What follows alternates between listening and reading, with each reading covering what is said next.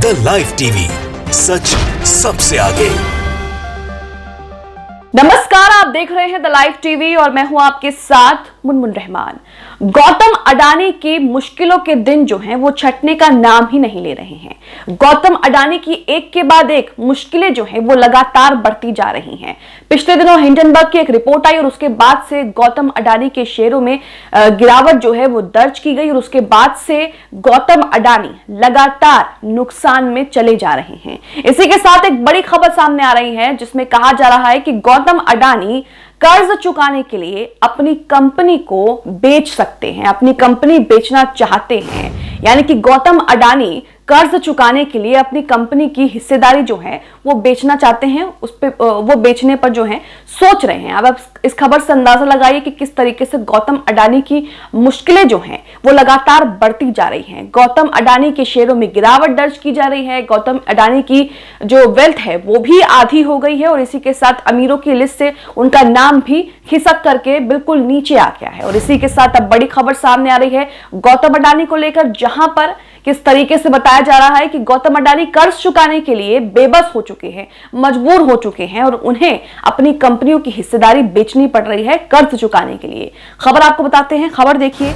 लिखा है अडानी कर्ज कम करने के लिए अंबुजा सीमेंट में $450 मिलियन में हिस्सेदारी बेचना चाहता है।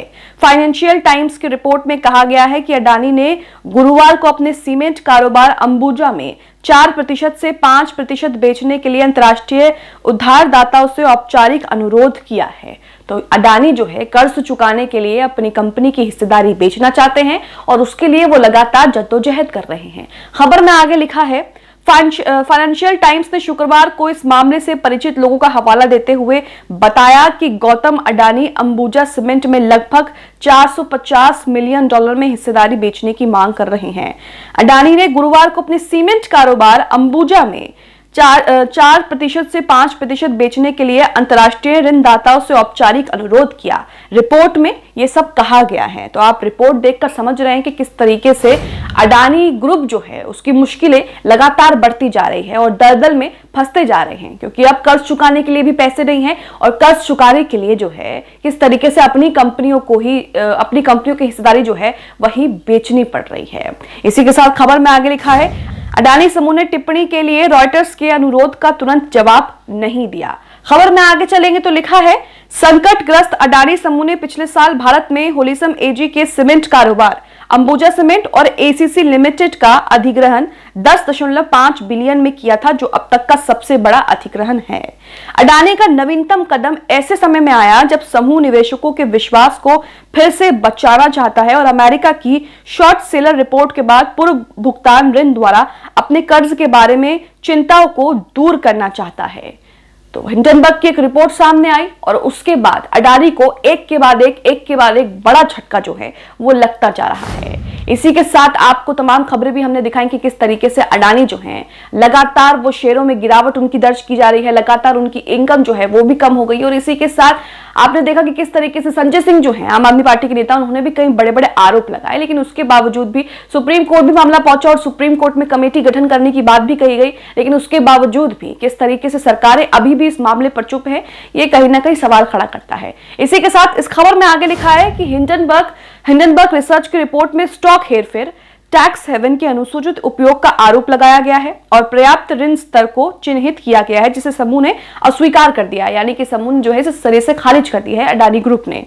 खबर में आगे लिखा है गौतम अडानी और उनके परिवार ने अपने अडानी समूह के शेयरों द्वारा समर्थित सभी उधारों का भुगतान किया है। वरिष्ठ अधिकारियों ने लंदन में एक बैठक में निवेशकों को बताया। ब्लूमबर्ग न्यूज ने इस सप्ताह रिपोर्ट की।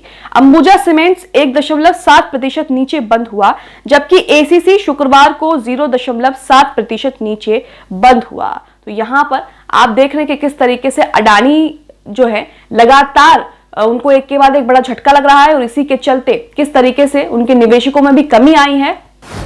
कई बैंकों ने उनको लोन देने से मना कर दिया और इसी के साथ जो कर्ज है उन पर वो बढ़ता जा रहा है और उसको चुकाने के लिए लगातार जद्दोजहद जो है वो की जा रही है। लगातार अडानी समूह जो है वो कभी अपने शेयर गिरवी रखता है, कभी कंपनियों की हिस्सेदारी बेचता है। एक खबर हम आपको और बता दें, हिंदुस्तान लाइव की खबर है जिसमें लिखा है अडानी ने फिर गिरवी रख दिए 2 कंपनियों के शेयर, लोन चुकाने के लिए जुटाया कर्ज। तो ये पिछले दिनों की खबर है जिसमें कहा गया है कि लोन जुटाने के लिए अडानी ने अपनी 2 कंपनियों के शेयर जो है वो फिर से गिरवी रख दिए और अब खबर आ रही है कि अडानी अपनी कंपनी की हिस्सेदारी जो है वो बेच रहा है क्योंकि कर्ज इतना ज्यादा हो गया है और किस तरीके से लगातार वो इस दलदल में फंसते जा रहे हैं, लगातार जो है वो किस तरीके से उन्हें एक के बाद एक झटका लग रहा है और इसी के चलते अडानी ने ये फैसला किया। ये खबर देखिए, इसमें लिखा है अडानी ग्रुप के चेयरमैन गौतम अडानी ने ग्रुप की 2 कंपनियों के और शेयर गिरवी रखे हैं।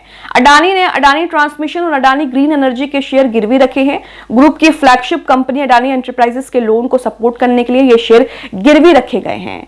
गौतम अडानी ने एक दिन पहले ही ग्रुप की 4 कंपनियों के 7,374 करोड़ रुपए के गिरवी रखे शेयर रिलीज कराए हैं। ये बात टाइम्स ऑफ इंडिया की रिपोर्ट में कही गई है। तो यहां पर लगातार गौतम अडानी को एक के बाद एक बड़ा झटका लग रहा है और इसी के साथ वो कर्ज चुकाने के लिए तमाम जद्दोजहद कर रहे हैं, तमाम वो चीजें कर रहे हैं जो उनके बस में है और लगातार वो कभी अपने शेयर गिरवी रख रहे हैं या फिर अपनी कंपनी की हिस्सेदारी बेच रहे हैं। खबर में आगे लिखा है रेगुलेटरी फाइलिंग के मुताबिक अडानी ट्रांसमिशन के 0.76% और अडानी ग्रीन एनर्जी के 0.99% शेयरों को SBI कैप ट्रस्टी के पास गिरवी रखा गया है। करंट प्राइस के हिसाब से गिरवी रखे गए शेयरों की वैल्यू करीब 1,670 करोड़ रुपए है।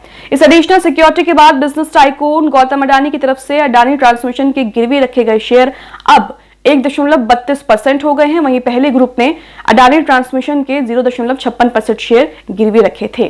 तो यहां पर आप देखें कि किस तरीके से अडानी ग्रुप लगातार खुद को कर्ज में डूबने से बचाने के लिए हाथ पैर मार रहा है और इसी के साथ किस तरीके से जो है लगातार वो कंपनियों को गिरवी रख रहा है, लगातार किस तरीके से वो जो है अपने जो शेयर हैं उन्हें गिरवी रख रहा है और कंपनियों में हिस्सेदारी जो है वो बेच रहा है। लेकिन सवाल ये है कि इतना नुकसान होने के बावजूद हिंडनबर्ग की जो रिपोर्ट सामने आई जिसमें कई तरह के आरोप लगाए, इतना नुकसान होने के बावजूद LIC में 50,000 करोड़ रुपए डूबने के बावजूद कई निवेशकों का पैसा डूब गया, मार्केट में इसका खासा असर पड़ा, लेकिन उसके बावजूद भी किस तरीके से सरकार जो है वो उस पर अभी भी खामोश और किस तरीके से अभी भी चुप्पी साधे हुए हैं।